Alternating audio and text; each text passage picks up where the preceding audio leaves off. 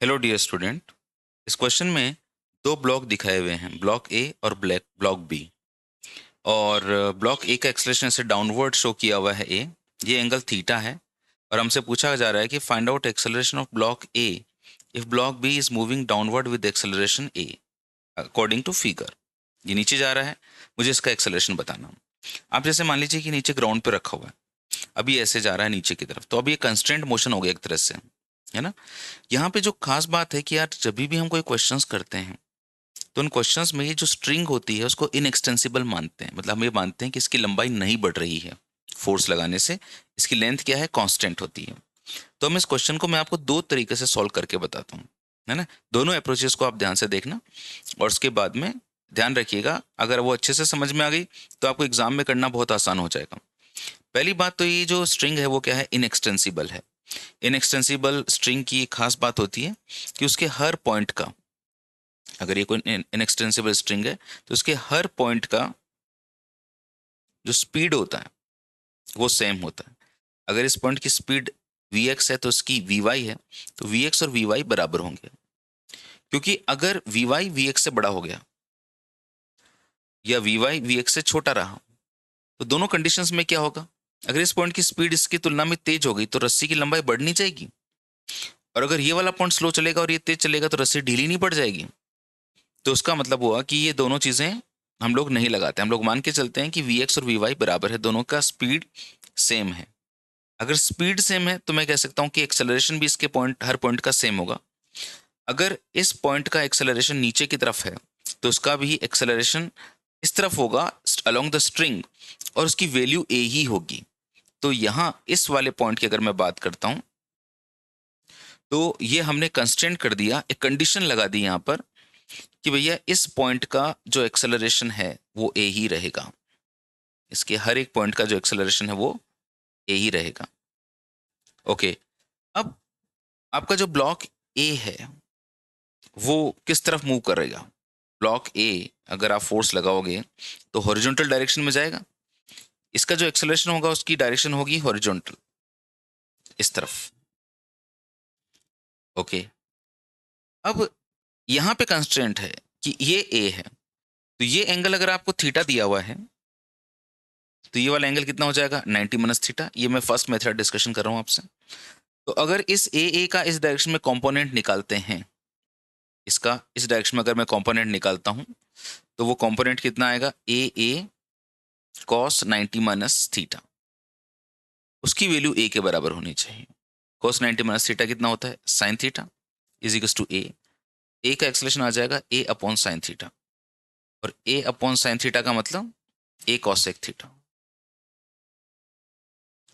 तो this is our answer. अब आपके दिमाग में सवाल आ रहा है कि यार सर आपने इसका कंपोनेंट इधर क्यों लिया, हम इसका भी तो कंपोनेंट इस तरफ ले सकते थे।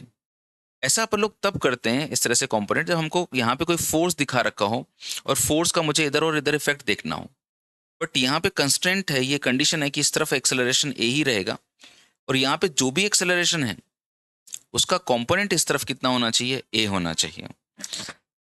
ओके, एक तरीका तो ये है ना। आपको इसका कंपोनेंट इधर नहीं करना है, इसका कंपोनेंट आपको इस तरफ लेना है, और वो किसके बराबर होना चाहिए, ए के बराबर होना चाहिए। इसको मैं कुछ इस तरह से भी बता सकता हूँ आपको कि जैसे जब हम लोग ये वाला क्वेश्चन करते हैं ना, जैसे कि एक वॉल है, एक दीवार है और नीचे फर्श है, और यहाँ पर एक रोड रखी हुई है, ठीक है। अब रोड नीचे की तरफ फिसल रही है, ये प्रोफाइल आपने कभी किया होगा। तो अगर ये वाला पॉइंट ए वेलोसिटी से इस तरफ जा रहा है, और अगर रोड नीचे की तरफ आएगी, अगर ये बी वेलोसिटी से नीचे आ रही है, और ये एंगल अगर थीटा है, तो वी और वी बी में क्या रिलेशन होगा। ऐसे क्वेश्चंस को सॉल्व करने के लिए हम लोग क्या करते हैं, ये वाली रोड ले लेते हैं। अपन बोलते हैं कि ये जो रोड आपको दिखाई दे रही है, इस ये रोड की लेंथ हमेशा कांस्टेंट रहेगी। और ये कांस्टेंट तभी रहेगी जब इस डायरेक्शन में अलोंग द लेंथ जो पॉइंट ए की वेलोसिटी हो वही पॉइंट बी की वेलोसिटी हो। तो उसकी डायरेक्शन में अगर मैं ए की वेलोसिटी निकालता हूँ तो मुझे इस वी ए का कॉम्पोनेंट करना होगा। ये थीटा, ये 90, ये 90 माइनस थीटा, तो ये भी 90 माइनस थीटा, और वी ए का एक कॉम्पोनेंट हो जाएगा we A cos 90 minus theta. इस तरह से वी बी का इधर की तरफ कॉम्पोनेंट हो जाएगा V B cos theta. V B cos theta की value V A cos 90 minus theta मतलब साइन थीटा के बराबर होनी चाहिए। ऐसे हम लोग वी और वी में रिलेशन निकालते हैं। तो जो भी वेलोसिटीज होती हैं उनके कंपोनेंट हम लोग अलोंग द रोड लेते हैं। तो यहाँ पे जो भी एक्सेलरेशन होगा उसका आपको कंपोनेंट लेना है अलोंग दिस स्ट्रिंग। ओके, एक तरीका तो ये आपको बताया। एक दूसरा मेथड मैं आप लोगों के साथ में डिस्कशन करने वाला हूँ। देखिए दूसरा मेथड क्या है कि ये स्ट्रिंग ऐसे आ रही है नीचे की तरफ, तो मैं एक छोटा सा ट्राइंगल बना लेता हूँ। मैंने एक छोटा सा ट्राइंगल बनाया है यहाँ पे, ये वाला। अगर मैं ट्राइंगल बनाता हूँ तो उसमें ये थीटा है तो ये भी थीटा है, और इस वाली लेंथ को मैं एल बोल देता हूँ, इसको एक्स बोल देता हूँ, इसको वाई बोल देता हूँ।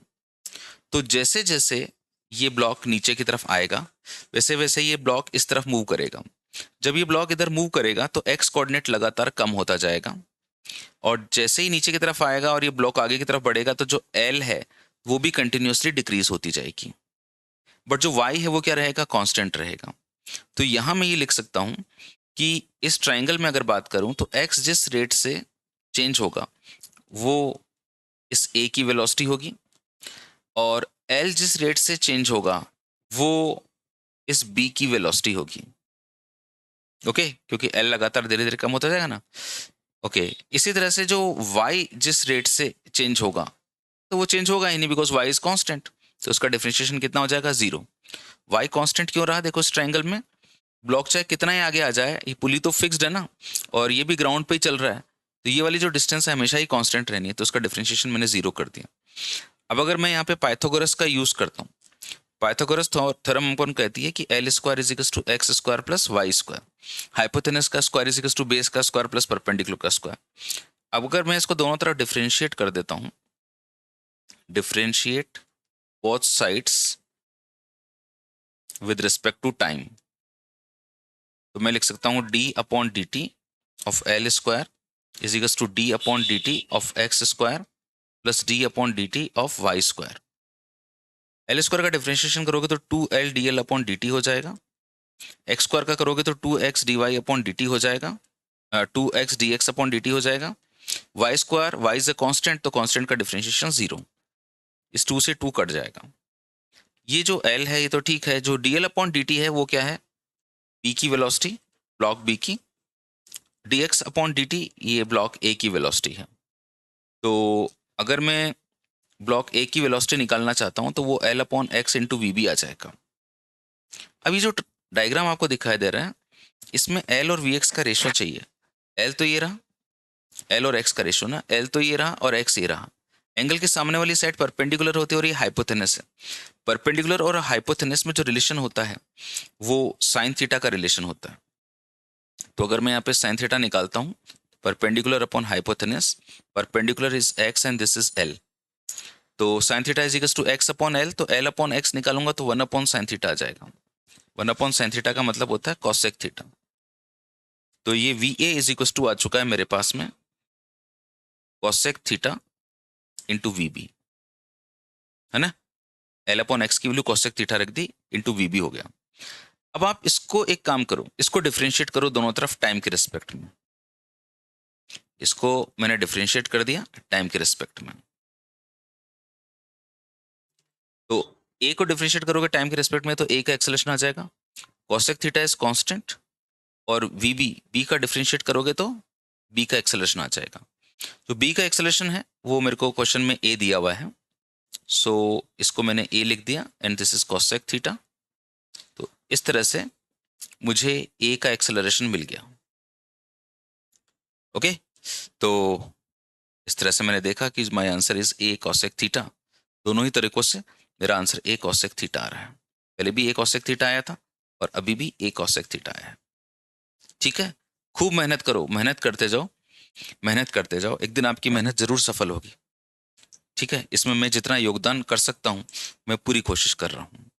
और आप कहीं पे भी हैं हिंदुस्तान में, मैं कहीं पे भी हूँ, लेकिन हम एक दूसरे तक पहुँच रहे हैं और पूरी जी जान से मेहनत कर रहे हैं, है ना। ऊपर वाला भी ध्यान देता है, वो भी देखता है कि यार मेहनत का फल तो मीठा ही देना होता है।